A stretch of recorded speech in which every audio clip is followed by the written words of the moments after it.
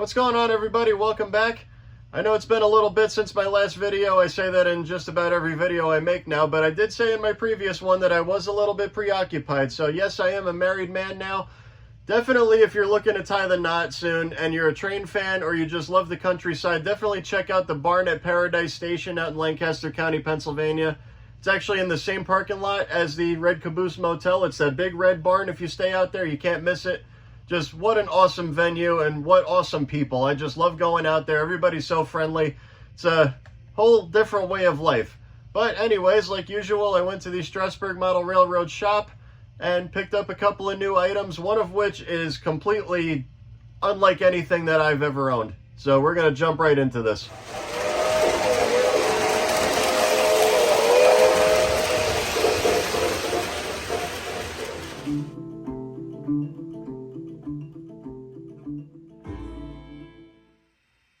Today we're going to be taking a look at this beautiful 280 consolidation by Weaver.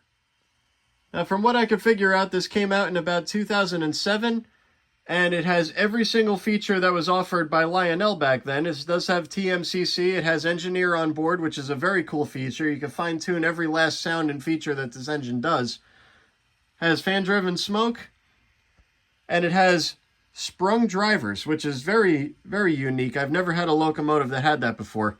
So it makes it a little bit easier to navigate this rather crappy track that I have. But like usual, if you know me, I buy stuff that needs TLC. Well, this one in the store, it had a big sign on it that said non-functional. The headlight was broken, the marker light was broken, and the front pilot was bent downward. And it did absolutely nothing. How you see it on the track right now is all that it did. Headlights came on and nothing else. So, based off of the last locomotive that I bought that has an R2LC board, and if it was dropped, usually they come loose. Well, take a guess. This one's got 3 boards in here. One is the radio board, one is the sound board, and one is, I'm not actually too sure, but all 3 of them were loose. So I pushed down all 3 of them, I rebent the prongs on it, cleaned everything up inside of here, and yeah, tell me what you think.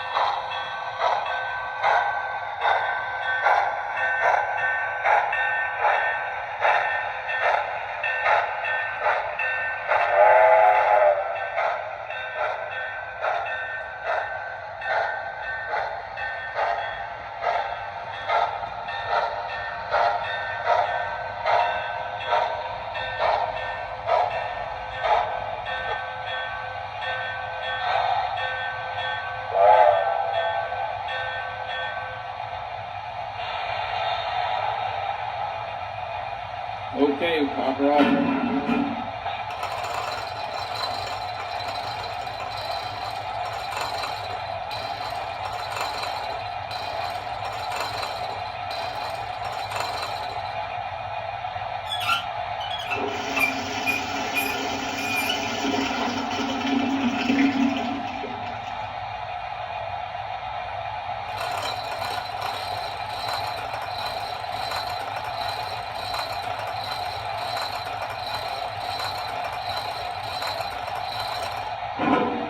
We got a green signal. We're ready to pull.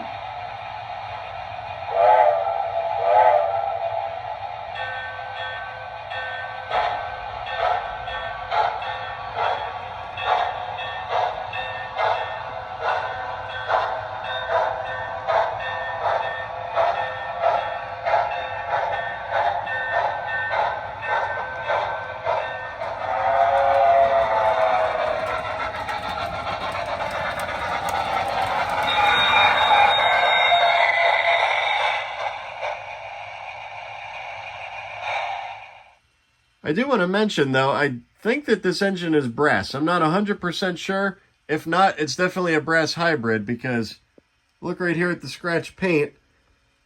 All of the separately applied stuff is brass. All this piping, handrails, bell, whistle, all of that is brass. And also very nice, fully legible builder's plate here. Baldwin Locomotive Works, July 1918, Philadelphia, USA. Very nice detail on this. I'm sure you're thinking that this is probably the end of the video, right? Well, when I was in this train store, yes, I bought the one that I just showed you, but there was another one that was in the case that really grabbed my attention. And I wasn't originally going to get it at first, but then words came out of my wife's mouth that I will probably never hear ever again. So fellas, listen up to this. I had to put it in the video just because I was so shocked.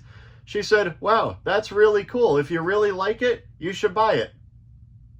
Probably the only time that's ever going to happen. So let's jump right into this next locomotive. This is my largest locomotive that I have ever owned, and this thing is absolutely awesome.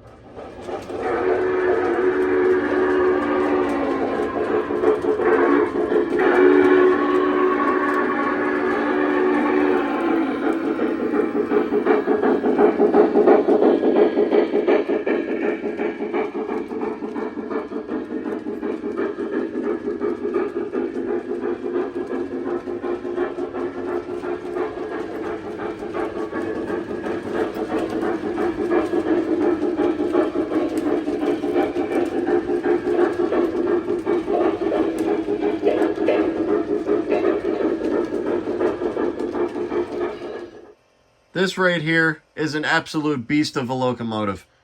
This is the Lionel Lionmaster Challenger. This came out in the early 2000s. Painted in Western Pacific. A little bit different take on this. Not Union Pacific, not Delaware and Hudson, not Clinchfield. So typically you don't really see them in Western Pacific. Has very road-specific features on here. Road-specific crew talk. The placards on the tender and the locomotive both read, hold on, see if my phone wants to, there we go. Western Pacific Equipment Trust, Series C, California Company for Insurances on Life and Granting Annuities. Now the thing I love about Lionmaster is you have all of the details of a legacy or Vision Line locomotive squished down into a size that can handle 031 curves. Now, in previous videos, I talked about MTH with their Rail King Imperial. Same idea. You get premier features in a smaller locomotive. Also, this does have a wireless tether. This was very early on. They experimented with these infrared sensors, and for the most part, they do work. You just got to make sure that the lenses are clean and everything is level. We've got fan-driven smoke, and the smoke comes out of both smokestacks up top. Both of these sets of drivers are powered. The cab has painted crew figures, flickering firebox, nice backhead detail. Let's fire this thing up.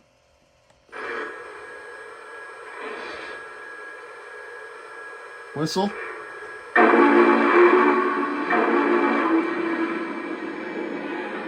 Sound comes out of the tender. This thing has a massive speaker in it.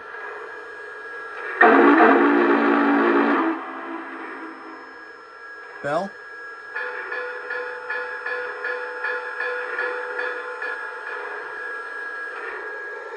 Also has an electrocoupler in the rear. Let's give this thing something to pull.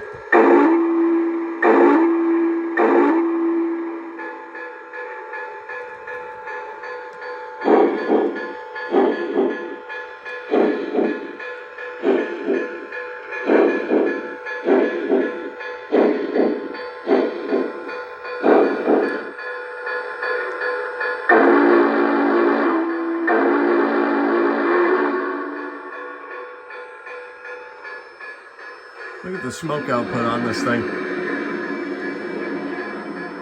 Run this thing a couple of laps and it just clouds up the entire room.